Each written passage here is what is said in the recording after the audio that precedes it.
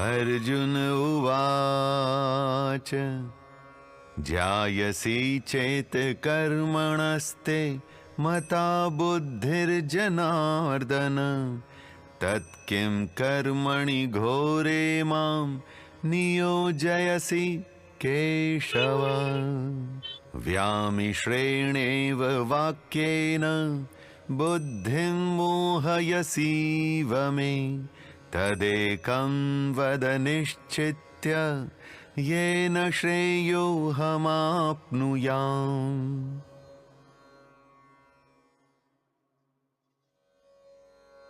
यहां से गीता का तृतीय अध्याय कर्म योग प्रारंभ होता है और ये प्रारंभ होता है अर्जुन की उलझन से।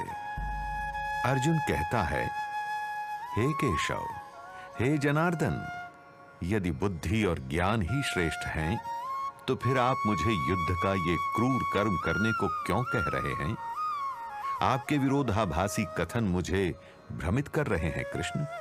मैं आपसे विनती करता हूं कि मुझे कोई ऐसा स्पष्ट और निश्चित मार्ग सुझाइए जो मेरे लिए सबसे उत्तम हो।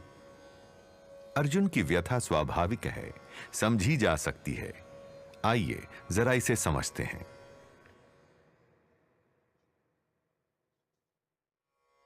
अर्जुन समझ नहीं पा रहा है कि उसे क्या करना है।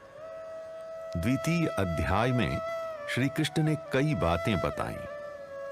उदाहरण के लिए द्वितीय अध्याय के 49वें श्लोक में उन्होंने अर्जुन को बताया कि उसे दिव्य ज्ञान में स्थित बुद्धि योग की शरण में आना चाहिए तथा हीन कर्मों से ऊपर उठना चाहिए, उनसे दूर रहना चाहिए। वहीं कुछ श्लोकों में कृष्ण अर्जुन को युद्ध के लिए भी प्रेरित कर रहे हैं। वे कह रहे हैं कि अर्जुन के लिए आत्मिक ज्ञान में स्थित होकर अपना कर्म अर्थात ये युद्ध करना ही उचित है। श्री कृष्ण की ऐसी बातों में अर्जुन को विरोधाभास दिख रहा है। वह भ्रमित है क्योंकि अर्जुन के अनुसार यह युद्ध अपने आप में एक हीन कर्म ही तो है तथा यदि दिव्य ज्ञान ही प्राप्त करना है, बुद्धि योग को ही अपनाना है, तो फिर कृष्ण उसे युद्ध करने के लिए क्यों कह रहे हैं? भला युद्ध जैसी हिंसक गतिविधि परम ज्ञान की अहिंसा से कैसे बेहतर हो सकती है? सत्य तो यह है कि अर्जुन श्री कृष्ण की बातें पूर्ण रूप से समझ नहीं पा रहा और इसी कारण वह अपनी दुविधा स्पष्ट रूप से प्रकट कर रहा है। वह कृष्ण से एक ऐसा निश्चित मार्ग सुझाने का आग्रह कर रहा है जो उसके लिए सबसे उत्तम हो। कदाचित अर्जुन जैसे ही कुछ प्रश्न, कुछ उलझनें आपके और हमारे मन में भी होंगी। श्री कृष्ण इस अध्याय में उसी का निवारण करेंगे।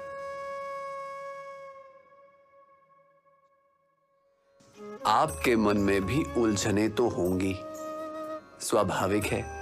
सांसारिक मनुष्य के लिए इस दिव्य ज्ञान को समझने में तनिक कठिनाई हो सकती है, कुछ समय भी लग सकता है।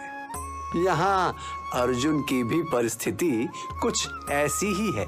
ब्रह्म की ये स्थिति निस्संदेह ही पीड़ादायक है और ऐसे में यदि उत्तर सुलझाने की बजाय उलझा दे, मनुष्य को और अधिक भ्रमित कर दे, तो यह उसकी बुद्धि के लिए अत्यंत कष्टप्रद होगा।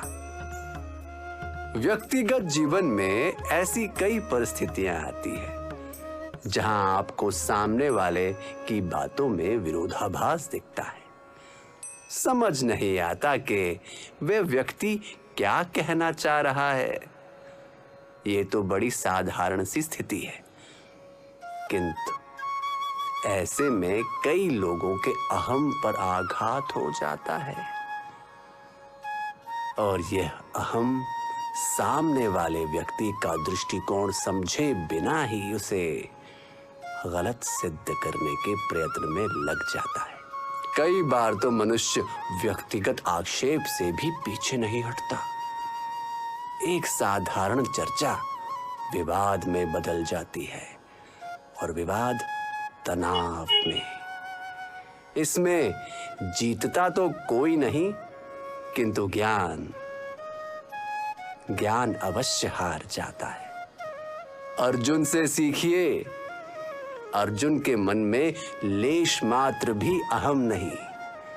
वह प्रश्न कर रहा है, प्रयत्न कर रहा है मेरे कथनों को पूर्ण रूप से समझने का।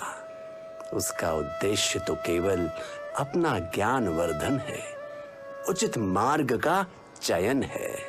व्यक्तिगत विवादों में मत फंसिए। किसी को गलत सिद्ध करने का प्रयत्न मत कीजिए। यदि कुछ संदेह हो तो आदर सहित पूछिए, उत्तर अवश्य मिलेगा। ऐसी सम्मान पूर्वक चर्चा से, प्रश्नोत्तर से ही तो उलझने सुलझेंगी, ज्ञान वर्धन होगा।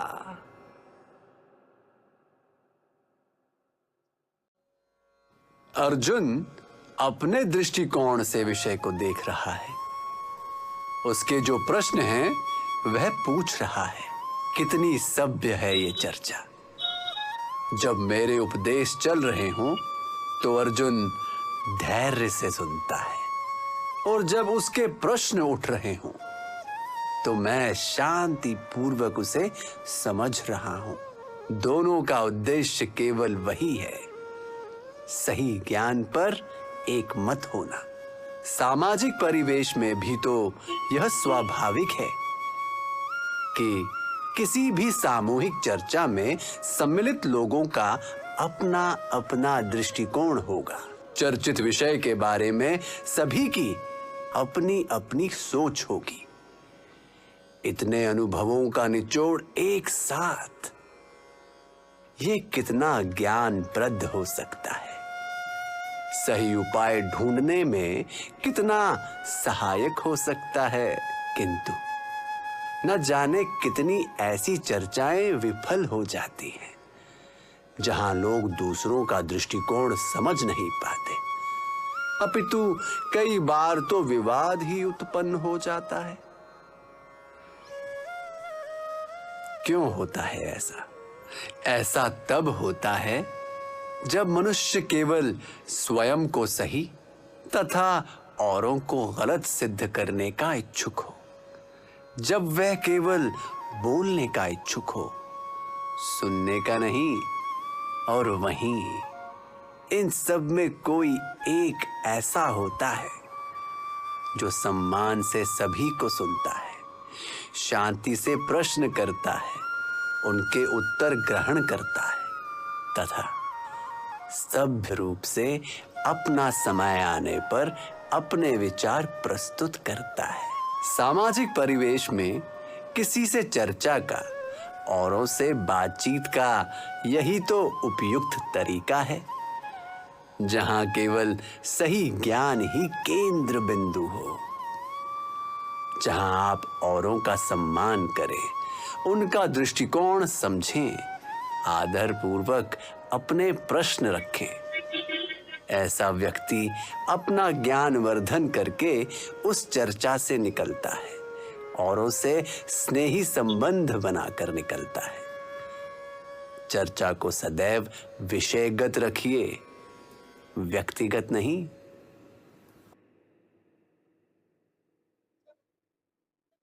औरों के साथ मिलजुल कर कार्य करना, यह व्यावसायिक परिवेश में अत्यंत महत्वपूर्ण है और इसके लिए आवश्यक है एक दूसरे को पूर्ण रूप से समझना। किंतु कई बार मंशा सही होने के बाद भी आपसी संवाद में कुछ अंतर रह जाते हैं, भ्रांति उत्पन्न हो सकती है। ऐसा तब हो सकता है जब संवाद स्पष्ट ना हो अथवा सुनने वाला ही बात का कोई विपरीत अर्थ निकाल ले। भूल दोनों ओर से हो सकती है, कहने वाले से भी तथा सुनने वाले से भी।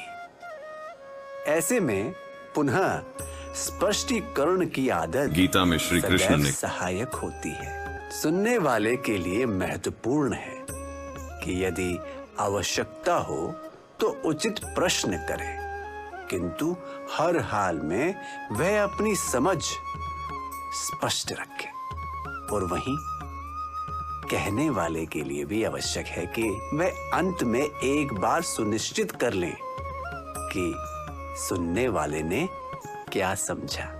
जब दोनों ओर से स्पष्टीकरण का प्रयत्न रहेगा तो संवाद में कोई भी भ्रांति उत्पन्न नहीं होगी।